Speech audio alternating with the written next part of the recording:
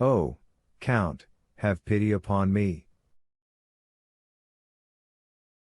I am so unhappy. I have known a man much more unfortunate than you, Morel. Impossible. Alas, said Monte Cristo, it is the infirmity of our nature always to believe ourselves much more unhappy than those who groan by our sides.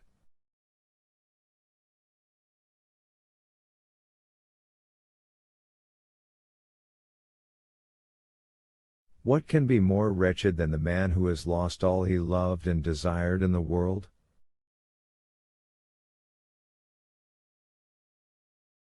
Listen, Morel, and pay attention to what I am about to tell you.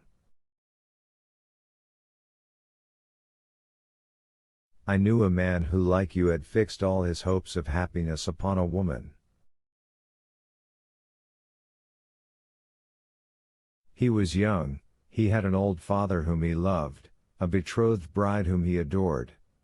He was about to marry her, when one of the caprices of fate, which would almost make us doubt the goodness of Providence, if that Providence did not afterwards reveal itself by proving that all is but a means of conducting to an end, one of those caprices deprived him of his mistress, of the future of which he had dreamed, for in his blindness he forgot he could only read the present, and cast him into a dungeon.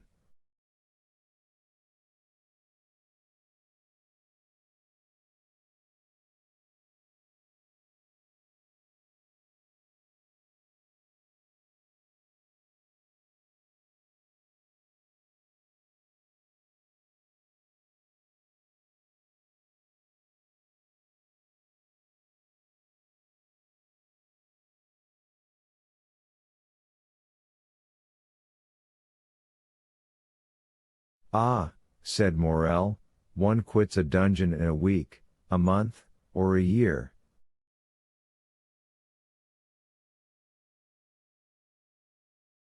He remained there 14 years, Morel, said the Count, placing his hand on the young man's shoulder.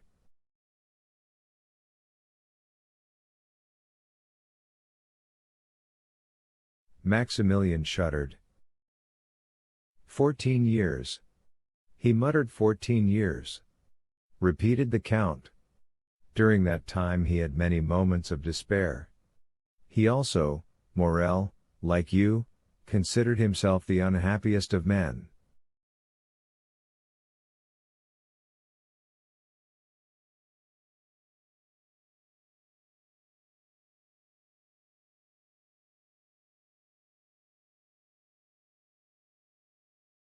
Well? Asked Morel. Well, at the height of his despair God assisted him through human means. At first, perhaps, he did not recognize the infinite mercy of the Lord, but at last he took patience and waited.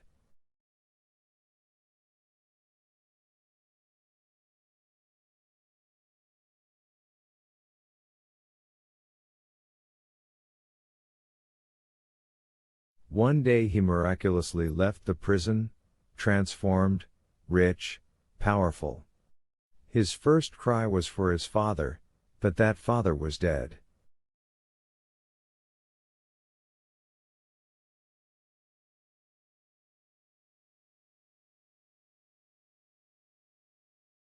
My father, too, is dead, said Morel.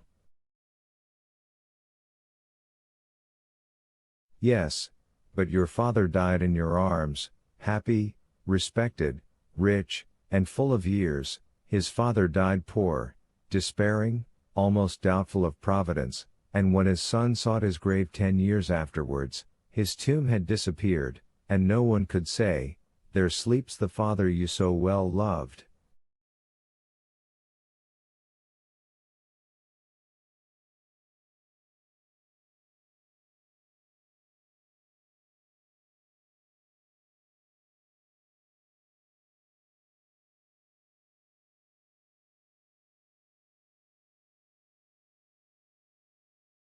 Oh! Exclaimed Vorel. He was, then, a more unhappy son than you, Morel, for he could not even find his father's grave.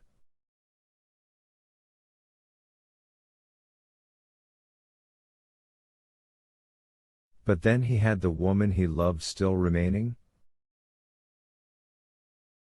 You are deceived, Morel, that woman. She was dead? Worse than that, she was faithless, and had married one of the persecutors of her betrothed.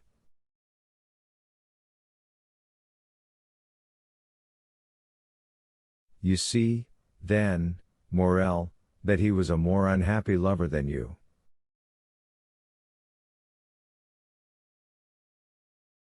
And has he found consolation? He has at least found peace. And does he ever expect to be happy? He hopes so, Maximilian.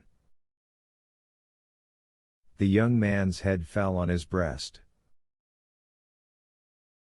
You have my promise, he said, after a minute's pause, extending his hand to Monte Cristo. Only remember.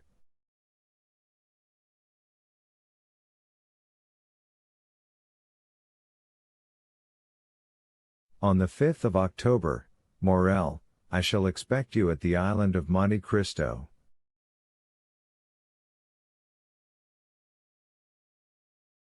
On the 4th a yacht will wait for you in the port of Bastia, it will be called the Eurus.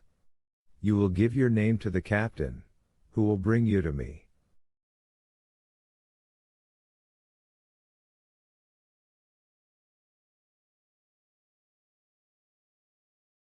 It is understood, is it not? But, Count, do you remember that the 5th of October? Child, replied the Count, not to know the value of a man's word. I have told you 20 times that if you wish to die on that day, I will assist you.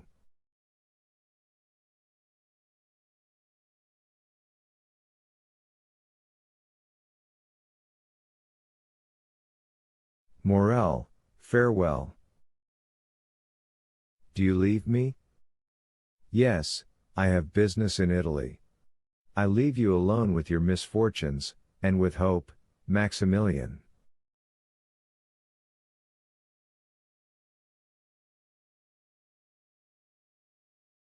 When do you leave? Immediately, the steamer waits, and in an hour I shall be far from you.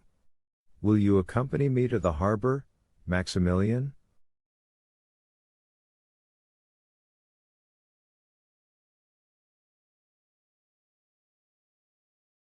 I am entirely yours, Count. Morel accompanied the Count to the harbor. The white steam was ascending like a plume of feathers from the black chimney. The steamer soon disappeared, and in an hour afterwards, as the Count had said, was scarcely distinguishable in the horizon amidst the fogs of the night.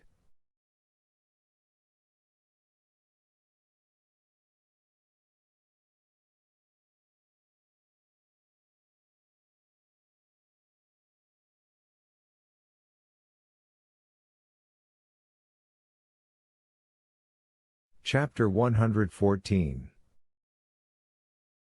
Pepino.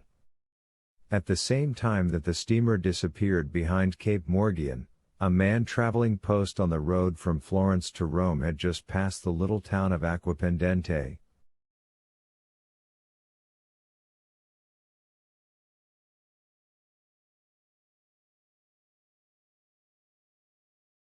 He was traveling fast enough to cover a great deal of ground without exciting suspicion.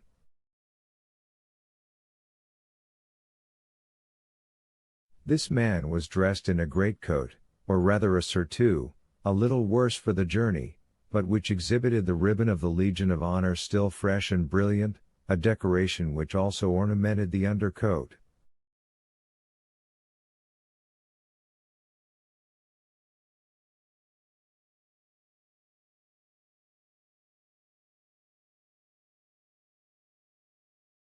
He might be recognized, not only by these signs, but also from the accent with which he spoke to the postilion, as a Frenchman.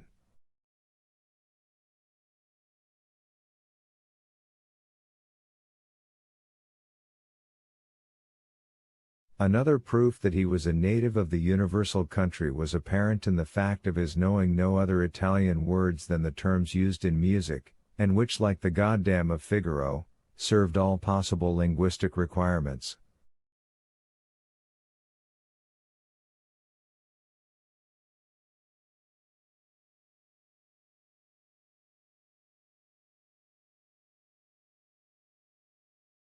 Allegro. He called out to the postilions at every ascent. Moderato. He cried as they descended. And heaven knows there are hills enough between Rome and Florence by the way of Acquapendente.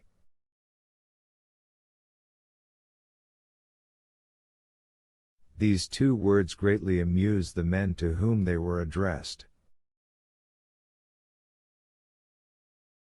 On reaching La Storta, the point from whence Rome is first visible, the traveler evinced none of the enthusiastic curiosity which usually leads strangers to stand up and endeavor to catch sight of the dome of St. Peter's, which may be seen long before any other object is distinguishable.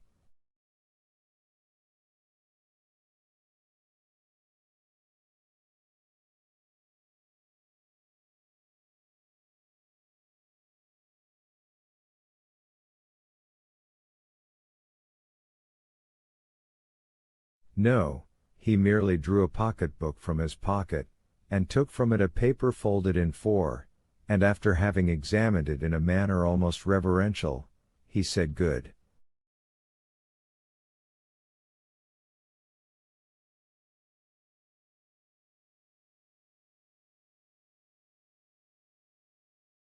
I have it still.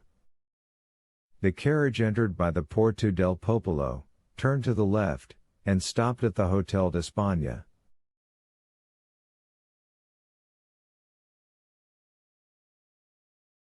Old Pastrini, our former acquaintance, received the traveler at the door, hat in hand.